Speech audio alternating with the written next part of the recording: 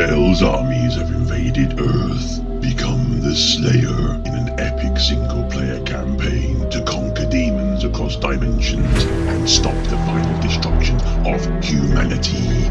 Take what you need from your enemies, Glory Kill for extra health, Incinerate for armor, and Chainsaw demons to stock up on ammo to become the ultimate demon slayer.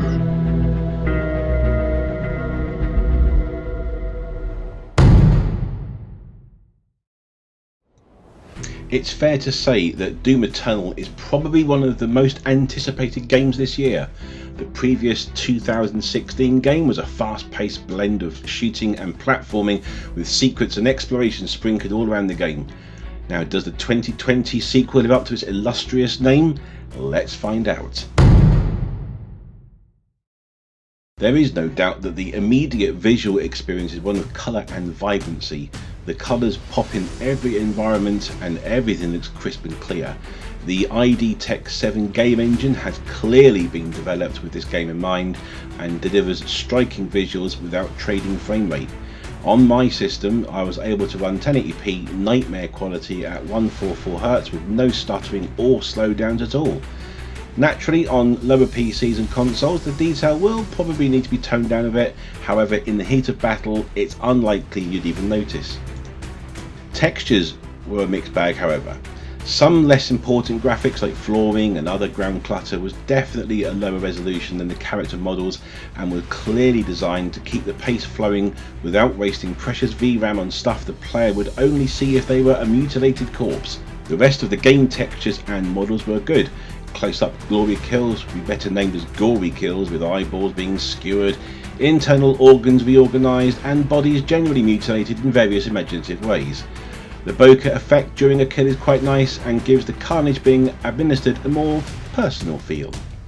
The UI is reasonably easy to understand, small icons with ammo indicators quite unobtrusively in the corner, along with your health and shields in the other.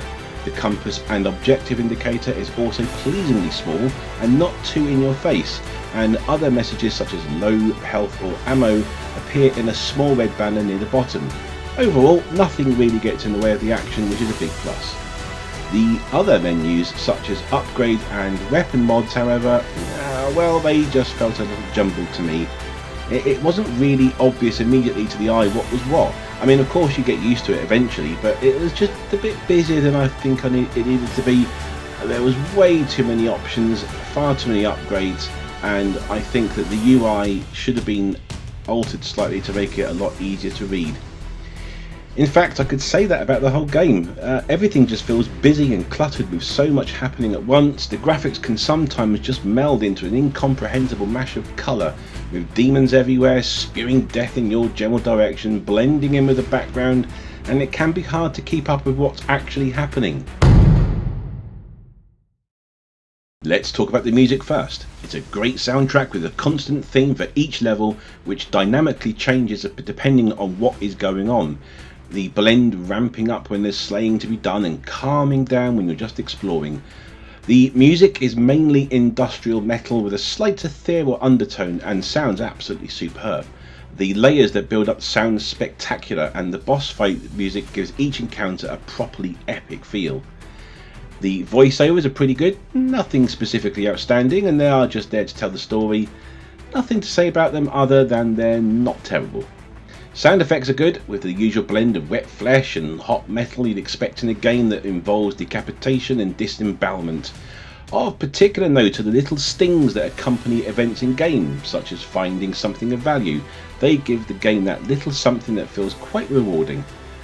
Weapon sounds are serviceable, although I found the shotgun slightly lacking in oomph for some reason, bearing in mind it is the signature weapon of the Slayer.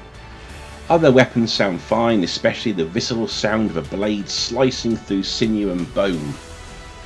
Demon sounds are, however, lacking though. I can't quite put my finger on it, but it feels like there should be more. The only real sounds you get are from glory kills, otherwise it can be strangely quiet. I was expecting more shrieking. Overall, however, the audio is very good. Doom Eternal has you playing the part of the Slayer. a Marine who, after killing his commanding officer for disobeying an order to shoot at civilians, survived the original Battle of Phobos and saved the world.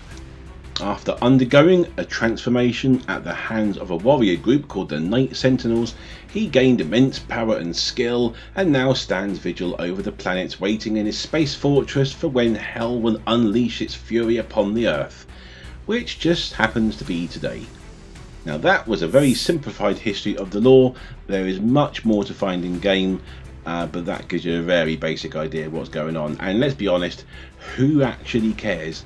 You don't play Doom for the story, you play Doom for the murder. Slayer has the ability to carry very heavy weapons, but also defies gravity by jumping impossible distances and teleporting to enemies in the blink of an eye. He also seems to have the assassin gene, as he tends to end up jumping on platforms, hanging from handily placed poles and climbing up walls with handy hand holds. You wouldn't normally find these in the depths of hell, but I guess that without them the Slayer couldn't use his parkour abilities, therefore, well, actually it would probably be a better game, but I digress. His primary tool for dishing death is his glory kill, a move used once the offending spawn of hell has been shot at sufficiently to stun them, at which point he warps over to them, grabs them by the throat and proceeds to destroy them in various and imaginative ways. By doing so, he gains health and ammo so he can continue to deal death. You have other weapons. A flamethrower is used to roast demons in order to generate armor. A chainsaw, which is a last resort weapon that generates health and ammo.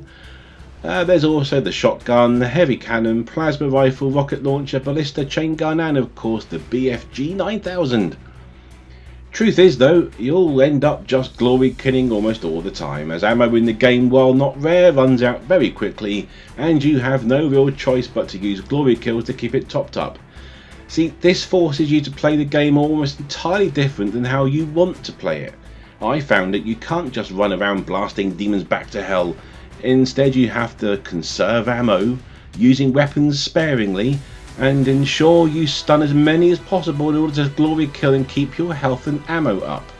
Now, to me, this just is not fun. It doesn't matter that you can upgrade weapons with various mods, some of which are almost essential to use in order to defeat some of the bigger demons. For example, there's a big blobby thing that you have to stick a sticky bomb in its gob, which blows it up from the inside. Well, it stuns it, and then you can put its eye out and gain health. You will resort to using the glory kill for almost everything anyway. Now, I feel the developers have done this on purpose in order to show off their animations as much as possible, giving kids countless opportunity to shout, "Look at this, look what I did, look at this, look," which of course they didn't, because they just pressed the button. Now, I don't understand the roasting demons for armor mechanic either. It makes no sense and just feels like it was tacked on as yet another feature. It is just illogical to stop the mindless killing for a moment and take the time to indulge in a delicious demon barbecue with armor dripping off the roasted carcass like roasted meat juices. The difficulty levels just seem all over the place too. Easy mode is, well, it's quite easy. Normal, on the other hand, is easy for a time, but then frustratingly annoying, especially those turret-headed brain demons called Arachnotrons. Boss fights are also very hit and miss, and I found myself just stunning and glory killing all the lesser demons around me in order to have enough ammo to shoot these down. This is not fun. I don't want to play a Doom game that is less about the mindless shooting and more about showing off. Now, I'm not suggesting that I'm an FPS expert. I'm not bad, but I'm not some Quake veteran. But I think a Quake vet will hate this game for what it's become. A confused mashup of platformer and shooter, shoehorning strategy play where it really isn't needed. Give me a big gun, plentiful ammo, and floods of enemies to shoot. That is how I perceive Doom. The original Doom defined a genre. Doom Eternal ruins it completely.